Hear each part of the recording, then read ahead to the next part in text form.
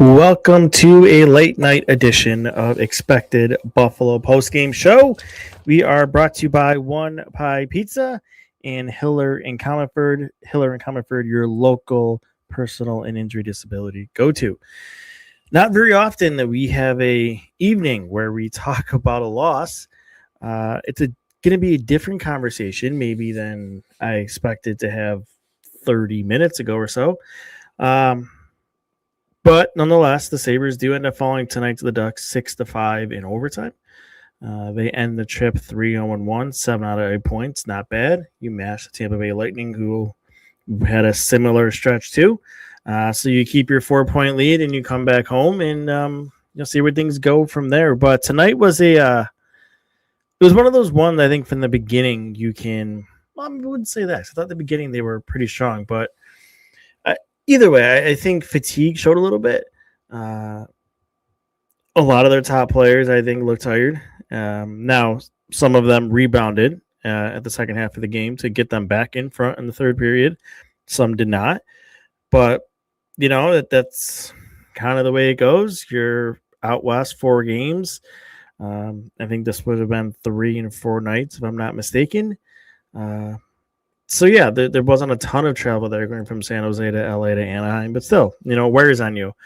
Some of those games were close, closer than the score even indicated. And you just, it happens with the compact schedule. It's going to get you sometimes, and it did tonight. So, a little bit of a tired game, river hockey game. That was the phrase earlier in the week.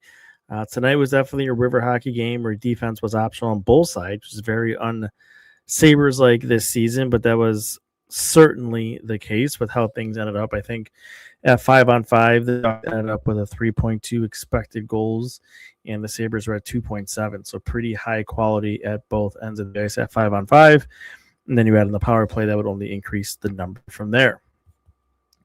But to the Sabres' credit, they battled, right? I think that's the thing we'll take away from this.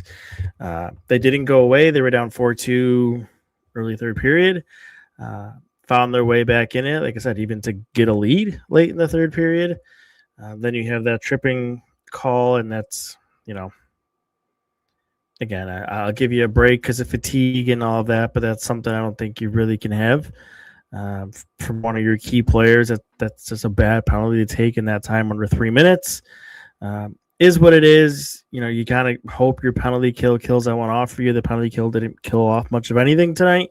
We'll get to that in a minute. And then the game is tied and, off to overtime you went. So I guess it probably makes sense now to talk about the special teams because that was a poor showing for both units tonight. The Ducks came in, I think this on the broadcast, 1 for 25 in their last 7 games. They were one of the worst power play units in the league, and they scored 2 in the first period, and then they popped another one on you,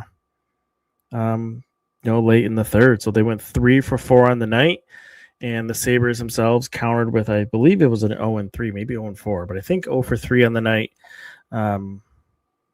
And, that's how you lose a game, right? That's how you lose a game on the road.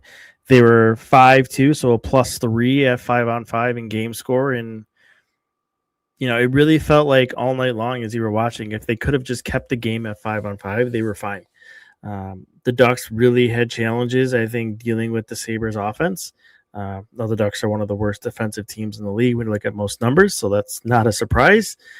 But they can counter with the offense. They are high event hockey. That is what they do. Think back to that Sabres team a couple of years ago. They missed the playoffs by the point. That's kind of what the Ducks are. They make it work. They can score. They're fast. They're quick. A couple of their young players, Leo Carlson, Beckett Seneca, those are some really nice young players they have there who, again, looked really impressive in this game. So, credit to the Ducks, that they got one. They got 2 points. A team that not many or really anyone is taking 2 points from. So they did it to solidify their position even further in what is a down Pacific division. I think now they're up by maybe even 6 points on the second place team, but I don't have those standings right in front of me. So credit to the Ducks there. They did what they had to do. They're going to be a fun team to watch as they move forward. Just got to improve upon their defense.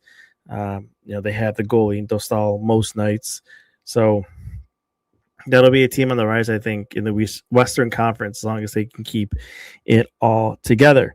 All right, let's go into the team itself. Let's talk about a couple players' lines here. So we'll all start with and kind of where the game ended. The top line I thought was pretty poor tonight. I think when you look at the numbers overall, the Tuck, Thompson, and Benson line certainly did not have the night. I'm sorry again. The Tuck, Thompson, and Krebs line did not have the night you were used to them seeing. They were 26% on expected goal share. They were a 40% on shot share. They didn't look threatening really at all tonight. I know Tuck got that goal early from the play that Power made, but that was really about it. I was nervous when they were on the ice, to be perfectly honest, in that game, and it came through in overtime. Again, I'll chalk that up to being tired, and it happens. You want to bounce back next game. You got a couple days off here, look refreshed, and get back to it. But it wasn't good. I was thinking maybe put Benson up there and do a flip. They've done that before with Krebs and Benson. I thought maybe that would give them a jolt, and they did move Benson up the lineup. They at one point had a Quinn Oslin Benson line together, which worked out pretty good. Let's see if I don't know if I caught them in the numbers because of their time on ice, but they looked pretty good when they were together. Benson was one of the guys I think had a pretty good game. That felt like he had legs and some juice in this one, and he got the go-ahead goal late in the third period, being around the net and hammering that home. So, good for him. I think he's had a couple of struggle games, and it's good to see him get back in there, have a nice game, put that on the board, and be impactful in this one. Noah Oslin was another one who I thought was excellent throughout the entire night, and he's just growing into something there. He's still young, 21 years old, I believe. So you don't want to get ahead of yourself, but on a nightly basis, he is there. He is making plays, forechecking, rush, passing, transition, power play, vision on the ice, defensive zone awareness. That's all there for a player at this point. There's a couple of things I think as he grows and develops, you're going to want to see transform in his game to make him even more lethal. But it's been a good one for him, and hopefully he keeps that moving forward. The other guy I wanted to touch on from a good side is Owen Power. Strong effort throughout the entire night. Really in the first period he was dominant, but I think that continued through the game. He had the tying goal. So full credit to Owen Power on his performance tonight. No, it doesn't look great in the numbers. I think it was a 46% expected goal share when all said and done. But overall, the eye test, good game for him.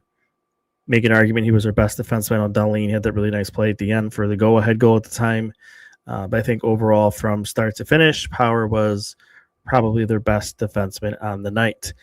Alex Lyon. So, personal apology to Alex Lyon. After the fourth goal, I thought a goalie change might have been in order. That's why Lindy Ruff is the coach and I'm not.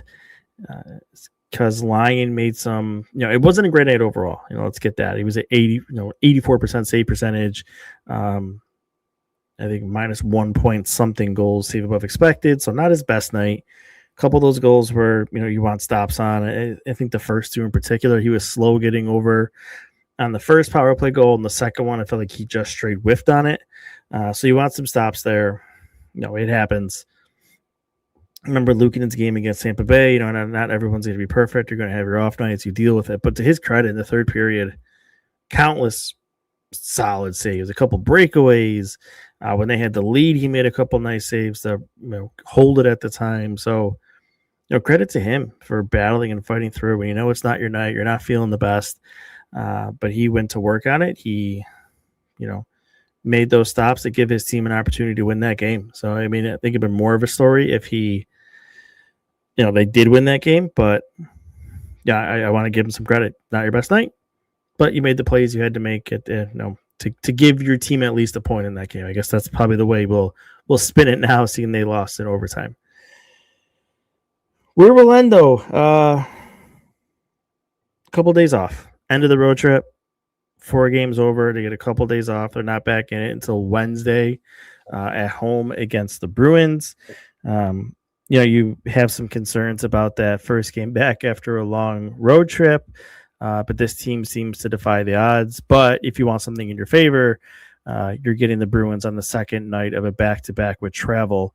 I think they play Ottawa the night before in Boston, so that's going to be a pretty big, important, high-energy game. So we'll see what kind of team rolls in here the following night, or maybe it's Detroit. I don't know. It's some team, I think, in the Eastern Conference that they're battling with in the wild card. So yeah, we'll see what kind of Bruins team rolls in here on Wednesday. But I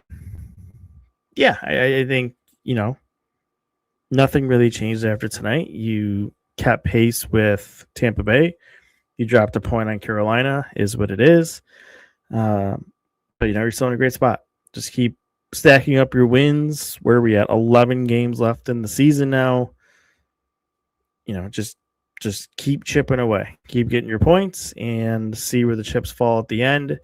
They're not really gonna. I was thinking when I saw the next games out till Wednesday that they would get a couple of teams an opportunity to make up some of those games in hand. It's not really the case. Only one game in the league on Monday, and then only a handful on Tuesday.